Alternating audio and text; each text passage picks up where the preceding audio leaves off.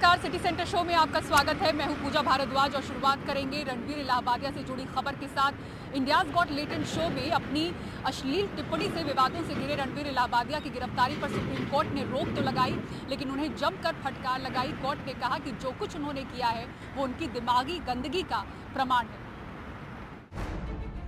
रणवीर इलाहाबादिया आगे से ऐसे फोर्स शो ना करें। सुप्रीम कोर्ट ने ये बात कहते हुए उन्हें जमकर फटकार लगाई। कहा कि उनकी हरकत बेहद गैर जिम्मेदाराना है। रणवीर अंतरिम राहत के लिए सुप्रीम कोर्ट पहुंचे थे। अदालत ने कहा, लोकप्रिय होने का मतलब ये नहीं है कि आप कुछ भी कह दें। आप लोगों के माँ पिता का अपमान कर रहे हैं, जैसे दिमाग में गंदगी भरी हो। ये नैतिकता के नियमों से परे है, ये अश्लीलता है। अगर आप ऐसी भाषा का इस्तेमाल करेंगे तो दूसरे जुबान काटने की बात कर यही करेंगे। आपने समाज को भी शर्मिंदा किया है। बेशक सुप्रीम कोर्ट ने गिरफ्तारी से उन्हें राहत दे दी है, लेकिन जांच में सहयोग करने को कहा है। अदालत ने उनके विदेश जाने पर भी रोक लगा दी है। पासपोर्ट सरेंडर करने को कहा है। ये भी कि इस मामले में और एफआईआर दर्ज नहीं होगी। महाराष्ट्र साइबर पुलिस ने रणवीर को 24 फरवरी को पूछताछ के लिए समन किया है। मुंबई से कैमरामैन हिमांशु मंडल के साथ पारस दामा, एनडीटीवी इंडिया के लिए। और अब अगली खबर राजस्थान से आपको दिखाते हैं। राजस्थान के अजमेर में स्कूली छात्राओं के साथ ब्लैकमेल कर यौन शोषण करने और धर्म परिवर्तन के लिए उकसाने के मामले का खुलासा हुआ है। इस मामले ने 35 साल पहले के सोफिया एमएमएस कांड की याद दिला दी। विजयनगर के इस मामले का पैटर्न भी कुछ वैसा ही था, जहां स्कूली छात्राओं के साथ दोस्ती, फिर ब्लैकमेलिंग के जरिए यौन शोषण। क्या है पूरी खबर, दिखाते हैं आपको इस विशेष रिपोर्ट में। राजस्थान के अजमेर के विजयनगर में स्कूली छात्राओं को ब्लैकमेल कर देह शोषण और धर्म परिवर्तन के लिए उकसाने का सनसनीखेज मामला सामने आया है। पुलिस ने इस मामले में 7 आरोपियों को गिरफ्तार किया है, जिसमें 2 नाबालिग भी शामिल हैं। गिरफ्तार किए गए आरोपियों में 20 साल का रेहान मोहम्मद, 19 साल का मसूरी, 20 साल का लुकमान, 19 साल का अरमान पठान और 19 साल का साहिल कुरैशी शामिल है। इन आरोपियों के अलावा अन्य फरार आरोपियों की तलाश में पुलिस कई जगह छापेमारी कर रही है। रिमांड ली गई, 4 दिन की रिमांड दी गई। सर क्या पूछताछ होगी उनसे? 4 दिन में क्या पूछताछ की? प्रकरण के अंदर देखते हैं जो भी पॉइंट्स जो भी आए हैं, जो भी एफआईआर के अंदर तथ्य है और जो भी हमारे सामने साक्ष्य आ रहे हैं, उनको कोरिलेट करके जितना भी जो टाइम है उसको यूटिलाइज करें। सर टाइम पे सामने आ सकती है इस मामले में? जी, अभी अनुसंधान में जो सर ये पुलिस के सामने प्रकरण कब सामने आया? ये 16 तारीख को शाम को हमारे पुलिस जांच में सामने आया है कि आरोपी छात्राओं को इंस्टाग्राम और अन्य सोशल मीडिया प्लेटफॉर्म के जरिए अपने जाल में फंसा रहे थे। आरोपियों ने पहले दोस्ती कर विश्वास जीता, फिर उन्हें ब्लैकमेल कर शोषण करने लगे। पीड़ित छात्राएं स्थानीय निजी स्कूलों में पढ़ती हैं और 10वीं कक्षा की स्टूडेंट हैं। विजयनगर पुलिस ने आरोपियों के खिलाफ पोक्सो एक्ट, भारतीय दंड संहिता की धारा 376 और जबरन धर्म परिवर्तन से संबंधित धाराओं में मामला दर्ज किया है। राजस्थान में इस तरह के मामलों की बढ़ती संख्या के चलते ही सरकार ने हाल ही में जबरन धर्म परिवर्तन और लव जिहाद के मामलों को रोकने के लिए सख्त कानून बनाने का बिल राजस्थान विधानसभा में पेश किया है।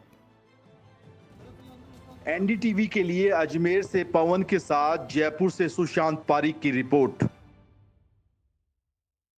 और अब अगली खबर पटना से आपको दिखाते हैं। पटना के कंकड़बाग में दिन दहाड़े बदमाशों ने एक घर पर गोलीबारी की।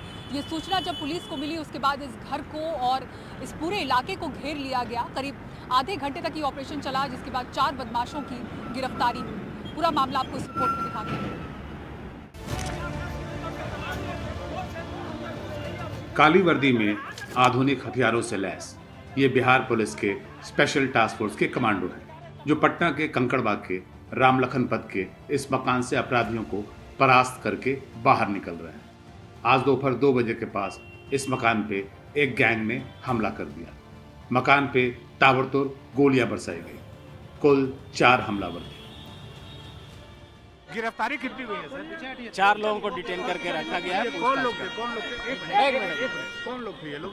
अभी हम लोग इसको डिटेल पता कर रहे हैं, बट प्रारंभिक जो जानकारी है लैंड डिस्प्यूट को लेकर मामला हुआ। पुलिस जब यहाँ आई पूछताछ करने तो फायरिंग की गई उन लोगों की तरफ से।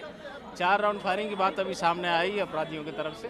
पुलिस ने धैर्यपूर्वक काम करते हुए, सिविलियन एरिया था तो किसी सिविलियन को कोई हताहत ना हो, बहुत ही धैर्यपूर्वक कार्य करते हुए कार्रवाई की।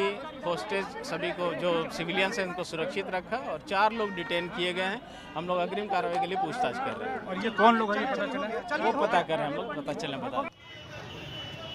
भीड़ भाड़ वाले इस इलाके में इस तरह की आपराधिक घटना पिछले कई सालों से देखने को नहीं मिली थी, लेकिन जिस तरीके से अपराधियों ने यह दुस्साहस दिखाया है वो न केवल उनके बढ़ते मनोबल बल्कि पुलिस के घटते दबदबे को भी दिखाता है। कैमरामैन आशीष कुमार के साथ प्रभाकर कुमार, एनडीटीवी। एक छोटा सा कदम भी बड़ा बदलाव ला सकता है और ऐसी एक पहल की है राजस्थान के एक दूल्हे ने, जिन्होंने शादी के दौरान उनके सामने दुल्हन के परिवार की ओर से जो 5,51,000 रुपए रखे गए थे, पेश की गई थी, वो रकम उन्होंने लेने से इनकार किया और दुल्हन के परिवार को वो रकम लौटा दी गई। दिखाते हैं आपको पूरा मामला क्या है। जैसलमेर में राजे रजवाड़ों की रस्म से निभाई गई ये शादी, जहां दूल्हे के सामने एक थाल पेश की गई जिसमें रखे गए थे 5,51,000 रुपए। टीका यानी दहेज की रस्म आज भी राजस्थान में प्रचलित है, लेकिन जो दूल्हे ने किया वो सराहनीय है। साधारण परिवार से होने के बावजूद दूल्हा परमवीर राठौड़ ने टीके की रस्म लेने से इनकार कर दिया। मैंने घर वालों परिवार वालों से बात करी और मैंने उनको बोला और मुझे ये चीज़ वापस दी जानी चाहिए, क्योंकि मैं सिविल सर्विस का एस्पिरेंट रह चुका हूँ, तैयारी करी है, बहुत कुछ पढ़ चुका हूँ और पढ़े लिखे लोग ही हम ऐसी चीज़ें करेंगे तो गलत समाज में क्या संदेश जाएगा। तो मेरा यही था कि मैसेज अच्छा जाए ताकि कोई जितने भी लोग इससे प्रभावित हो सके ज़्यादा से ज़्यादा, ये मेरा प्रयास था। परमवीर के पिता एक साधारण किसान है। दुल्हन निकिता भी सामान्य परिवार से है। इतनी बड़ी रकम जुटाना उनके लिए चुनौतीपूर्ण जरूर रहा होगा, लेकिन परमवीर और उनके पिता ने रस्म अधूरी नहीं रहने दी। शादी के बाद पैसे लौटा दिए और सिर्फ 1 नारियल और 1 रुपए ही दुल्हन परिवार से कबूल किए। जैसलमेर में अब चारों ओर उनकी साहस और मिसाल की चर्चा है। तिलक के रूप में 5,51,000 दिए थे, तो परमवीर सिंह और उनके पिताजी ईश्वर सिंह ने वो रकम वापस लौटा के समाज में एक अच्छा संदेश दिया।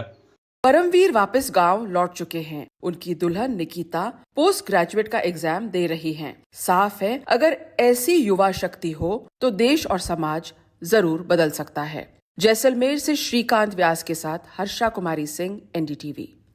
और अब ये बात उत्तराखंड की करते हैं। उत्तराखंड की जंगल को आग से बचाने के लिए अब दुनिया का सबसे आधुनिक फॉरेस्ट फायर एप्लीकेशन इस्तेमाल किया जाएगा।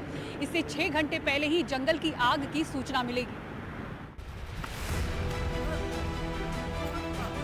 लॉस एंजलिस के जंगलों में लगी आग की तस्वीरें सबके सामने हैं। उत्तराखंड में भी जंगल की आग हर साल चिंता का सबब रही है। इस आग पर नियंत्रण के लिए खास फॉरेस्ट फायर ऐप बनाया गया है। एक्टिव ऐप है जिसके माध्यम से जो एफएसआई से फायर की सूचना हमें मिलती थी और उसके बाद जो एसएमएस के माध्यम से प्रत्येक वनकर्मी को बीट स्तर के फायर की सूचना प्रदान की जाती थी, उसमें गति को तेजी लाई गई और लगभग ये देखा गया है कि 5 से 6 घंटे के रिस्पांस टाइम को हमने इसमें जो है वो कम किया। पूरे प्रदेश में फॉरेस्ट फायर पर रहेगी निगरानी। 2020 से 2022 तक रुद्रप्रयाग में ट्रायल रन किया गया था। एप्लीकेशन के प्रयोग से रिस्पांस टाइम 5 से 6 घंटे का अंतर रहेगा। ऐप में कर्मचारी भी आग बुझाने का अपडेट ग्राउंड से ही कर सकेंगे। फिलहाल फॉरेस्ट फायर एप्लीकेशन से 7,000 वन कर्मचारियों को जोड़ा गया है ताकि फायर अलर्ट सीधे ऐप पर आएंगे। मोबाइल ऐप बनाया है जो पहले केवल एक ही प्रभाग में संचालित होता था, लेकिन अब वो जो है पूरे प्रदेश में हम लोगों ने संचालित कर रहे हैं इसको, और इससे हमें समय की भी बचत हो रही है। सीधे अलर्ट्स जो है हमारे पास आ रहे हैं ऐप के माध्यम से। Forest fire mobile app Uttarakhand में राज्य स्तर पर पहली बार इस्तेमाल होने जा रहा है। इसके जरिए जंगल की आग पर काबू पाने में आसानी होने की उम्मीद है। देहरादून से एनडीटीवी इंडिया के लिए किशोर रावत की रिपोर्ट। पिछले कई दिनों से नई दिल्ली रेलवे स्टेशन पर जिस तरीके से हालात नजर आए और पिछले दिनों नई दिल्ली रेलवे स्टेशन पर मची भगदड़ के बीच अपने 1 साल के बच्चे के साथ ड्यूटी निभाने वाली आरपीएफ की लेडी रीना सराय रोहिला रेलवे स्टेशन के एक चेक पोस्ट पर तैनात नजर आईं। इस दौरान आरपीएफ लेडी से बात की हमारे संवाददाता अली अब्बास नकवी ने। वक्त मैं सराय रोहिल्ला रेलवे स्टेशन पर आया हुआ हूँ और मैं आपको दिखाता हूँ कि किस तरीके से सराय रोहिल्ला रेलवे स्टेशन पे भी आप देखेंगे कैसे भीड़ सब चीज़ हटती है और कैसे लोग पहुँचते हैं। लेकिन एक और भी चीज़ हमें अभी देखने को मिली, वो आप देख सकते हैं, यहाँ पे पूरी चेकिंग सब चीज़ होती है और वही जो चेकिंग आप देखेंगे वो वही लेडी कर रही है जो आप देखेंगे एक वायरल लेडी जो पूरी वायरल हुई थी, वो आप देख सकते हैं। ये वही रीना है जो इस वक्त में, इनका छोटा सा बच्चा भी जो देखिए आप साफ तौर पे छोटा सा बच्चा है ये जो इस वक्त में ड्यूटी कर रही हैं। तो ये देखिए कितना और बच्चे के लिए कि बच्चों को भी संभालना है इन्हें और अपनी ड्यूटी भी पूरी करनी है। देखिए तो किस तरीके से पूरी सीटी बजा के कि जो लोग अगर थोड़ा सा लेट होते हैं तो वो करना, और प्लस में बच्चे को देखो कैसे खुश करना है वो भी दिखाता हूँ मैं आपको। देखिए बच्चे के लिए भी ये छोटा सा मोबाइल ये देखता रह रहा है, हेलो, ये देखिए बच्चा है और कितना मुश्किल होता है इनके लिए। बेशक हम जानते हैं क्योंकि आरपीएफ में इस वक्त में ड्यूटी पे हैं और इतने सीनियर इनके अधिकारी भी बोलने का मौका नहीं देंगे, लेकिन हम ये देख सकते हैं कि कितना आरपीएफ के लिए लगी हुई हैं।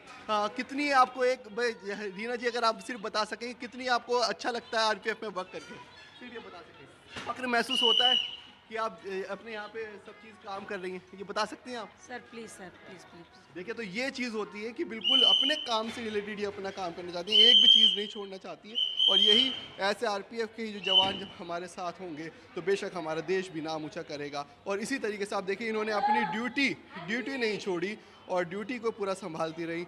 और इसी वजह से आपने देखा नई दिल्ली में भी जब पूरी भगदड़ मची तब भी ये वहाँ पे ड्यूटी दे रही थी। और ये आपको बता दें आरपीएफ की रिजर्व फोर्स होती है, वो ये काम उसमें ही है जहाँ इनकी ड्यूटी होती है, जहाँ कुछ कम स्टाफ की ज़रूरत होती है तो ये फ़ौरन वहाँ पहुँच जाती हैं और इनकी ड्यूटी लगा जाती है। तो वही लेकिन एक सैल्यूट करने वाली बात है आरपीएफ के लिए भी और हमारी जो जितनी भी हमारी जो ये सेवा देते हैं, जो हमारे लिए लगे रहते हैं, और इसका जीता जागता एग्जाम्पल है। लोगों को भी देखना चाहिए कि ड्यूटी भी बहुत इंपॉर्टेंट है और साथ ही साथ में कर्तव्य भी निभाना, घर को भी देखना। सराय रोहिल्ला रेलवे स्टेशन से मैं अली अब्बास नकवी, NDTV के लिए।